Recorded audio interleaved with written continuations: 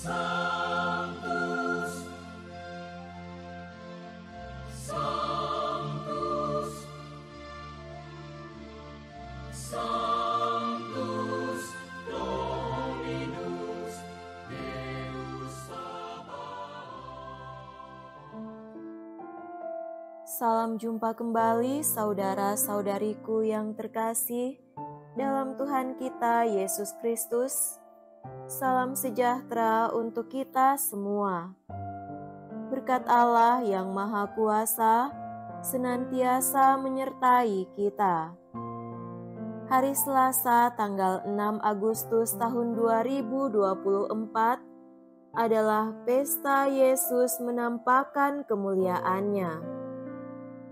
Marilah kita mendengarkan dan merenungkan bacaan-bacaan kitab suci.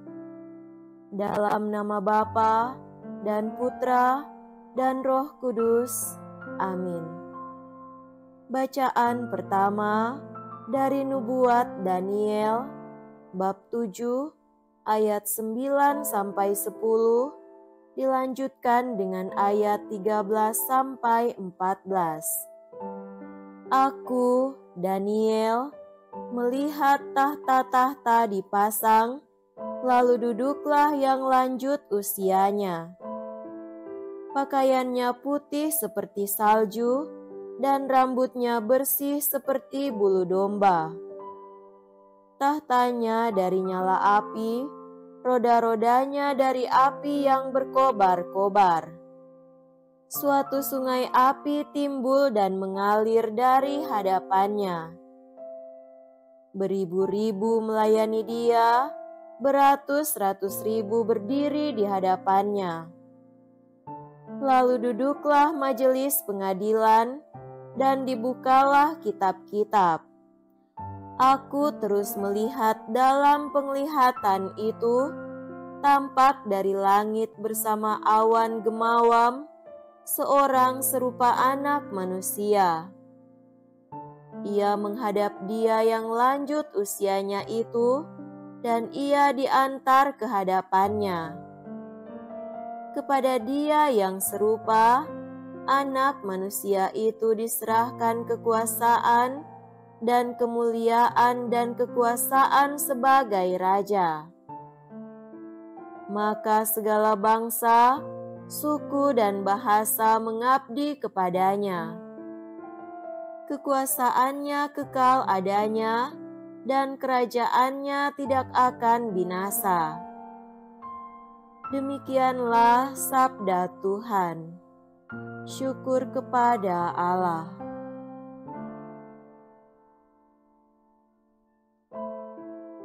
Bacaan kedua dari surat kedua Rasul Petrus bab 1 ayat 16 sampai 19.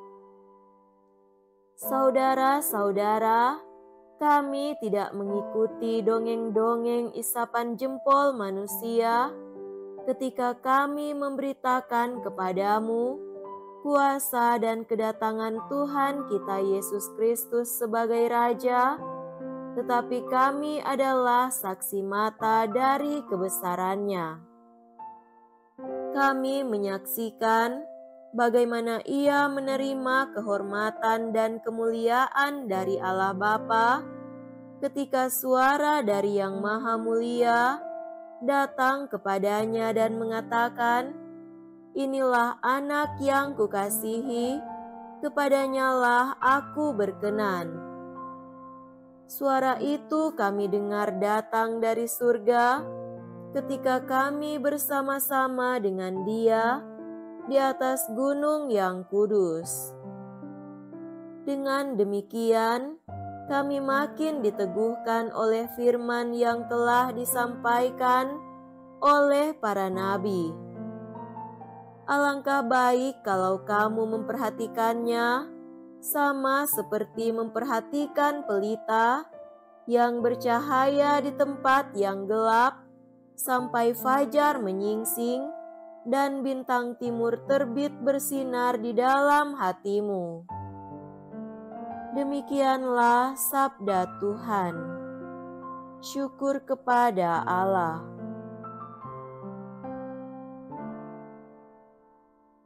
Semoga Tuhan beserta kita, sekarang dan selama-lamanya. Inilah Injil suci menurut Markus.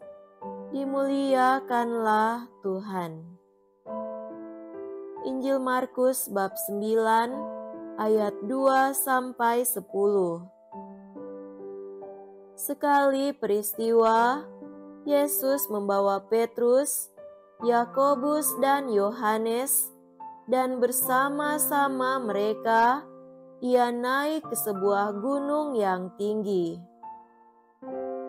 Di situ mereka sendirian saja. Lalu Yesus berubah rupa di depan mata mereka. Pakaiannya menjadi sangat putih berkilat-kilat. Tidak ada seorang pun di dunia ini yang dapat menggelantang pakaian sampai seputih itu.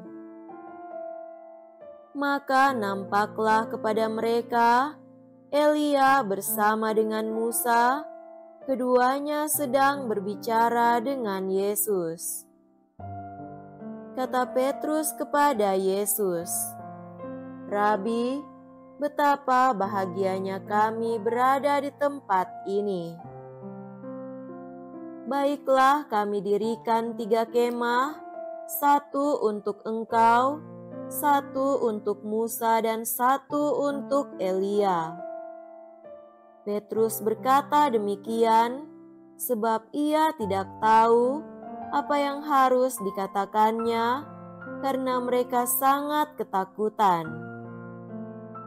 Maka datanglah awan menaungi mereka, dan dari dalam awan itu terdengar suara, "Inilah anak yang kukasihi, dengarkanlah dia."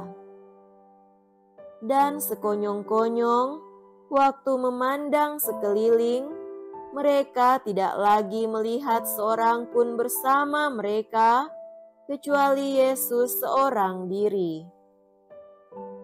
Pada waktu mereka turun dari gunung, Yesus berpesan kepada mereka supaya mereka jangan menceritakan kepada seorang pun apa yang telah mereka lihat itu sebelum Anak Manusia bangkit dari antara orang mati. Mereka memegang pesan tadi sambil mempersoalkan di antara mereka apa yang dimaksud dengan bangkit dari antara orang mati. Demikianlah sabda Tuhan. Terpujilah Kristus.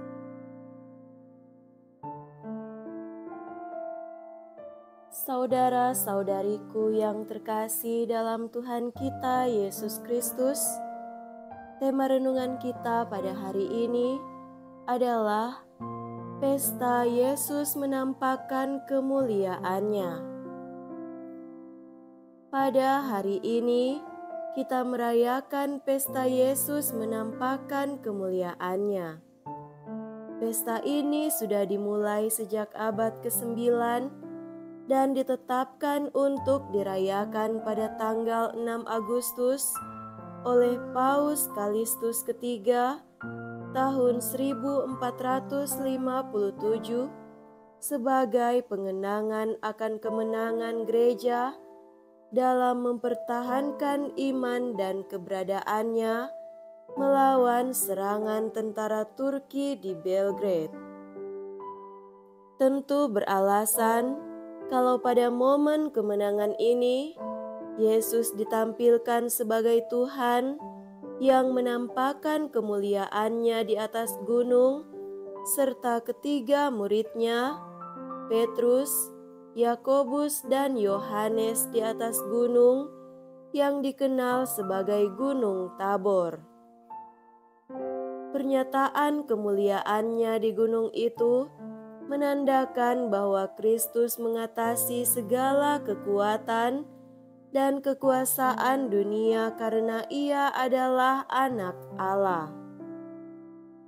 Pesta ini dirayakan gereja untuk memberikan warta penting bahwa Yesus adalah Anak Allah yang turun untuk menggenapi karya keselamatan Allah dalam sejarah keselamatan dan membuat karyanya paripurna dalam diri putranya terkasih Yesus Kristus.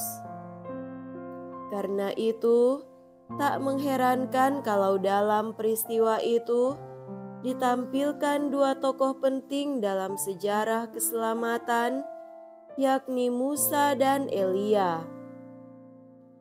Musa adalah figur yang mewakili hukum Taurat, dan Nabi Elia mewakili jajaran para nabi. Jelaslah bahwa Yesus tidak meniadakan satu titik atau satu iota pun dalam hukum Taurat, tetapi ia melengkapi dan menyempurnakannya. Jelas juga bahwa Yesus tidak membatalkan nubuatan para nabi, melainkan justru mendapat penggenapan dalam dirinya. Demikian Yesus adalah pemenuhan hukum Taurat dan kitab para nabi. Dalam diri Yesus, sejarah keselamatan Allah mencapai titik kulminasi, mencapai puncaknya, karena kini Allah sendiri yang dahulu mengutus para nabinya untuk berbicara kepada manusia, sekarang ia berbicara kepada manusia dengan perantaraan putranya. Saudara-saudari terkasih, berikutnya makna pesta ini adalah kesaksian Allah Bapa kepada dunia bahwa Yesus adalah anaknya yang dikasihinya, agar memupuk kepercayaan kepada ketiga muridnya bahwa Yesus benar-benar adalah anak Allah, dan kesaksian itu harus menumbuhkan iman kepercayaan yang kokoh dalam diri mereka untuk bersaksi tentang Dia. Petrus memberikan kesaksian nyata dalam suratnya bahwa ia benar-benar menyaksikan kemuliaan Kristus. Dan ini seharusnya menumbuhkan iman kepercayaan kita umat beriman akan Yesus dan kuasa-Nya dalam hidup kita yang menuntun kepada keselamatan abadi. Semoga demikian.